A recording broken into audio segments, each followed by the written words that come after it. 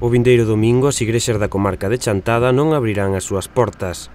Os fiéis que queiran acudir aos actos litúrxicos terán que desplazarse ata a vila de Chantada. Será aquí na igrexa nova da vila do Asma onde se concentrarán os actos para o domingo. O motivo non é outro que a conmemoración do Ano da Fe.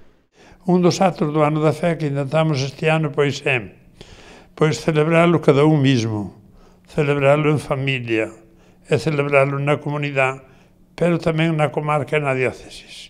Entonces, pareceu oportuno que en toda a diócesis de Lugo se fixeran celebracións comarcales da fe onde se xuntaran todos os creyentes que quixeran a celebrar xuntos a súa fe. E que en Chantada escollemos facelo este próximo domingo, día 14, será ás 12 da mañá na iglesia de Chantada. Ese día non habrá ningunha misa en ningunha das parroquias do arciprestazgo de Chantada que comprende Carballedo, Chantada e Taboada, que son 89 parroquias. Ese día solo en Chantada. A moitos pode chocar un pouquiño isto, pero penso que, se se dan conta, non é para que choque, se non é que dicir, bueno, eu teño fe, eu vou compartir esta fe que eu teño, vou compartir con todos aqueles que vivo na miña comarca. Entón, xuntarnos todos e celebrarla todos xuntos. A celebración estará presidida polo bispo de Lugo, Alfonso Carrasco, o que acompañarán todos os párracos da comarca. O acto están convidados todos os fiéis que desexen participar, pero especialmente os nenos que vayan facer a primeira comunión.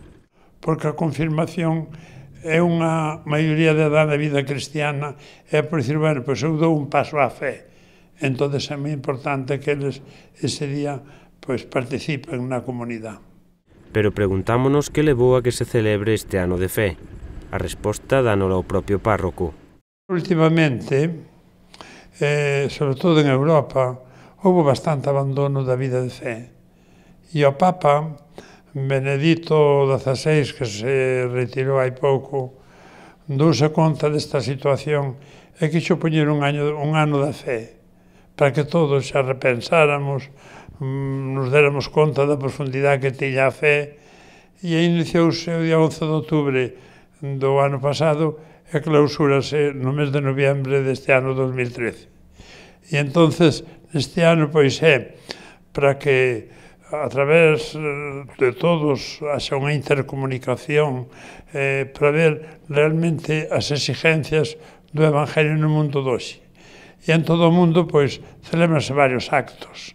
E el puxo o Ano da Fe, primeiro, porque facía falta que o viu, e segundo, os 50 anos do Concilio, para revivir outra vez o Concilio Vaticano II, e máis, aos 20 anos da publicación do Catecismo da Iglesia Católica, e tamén houve un congreso, ou máis que congreso, un sínodo, de alguna maneira, de toda a Iglesia Católica para reflexionar sobre a evangelización, para dar a conocer o máis posible a fe.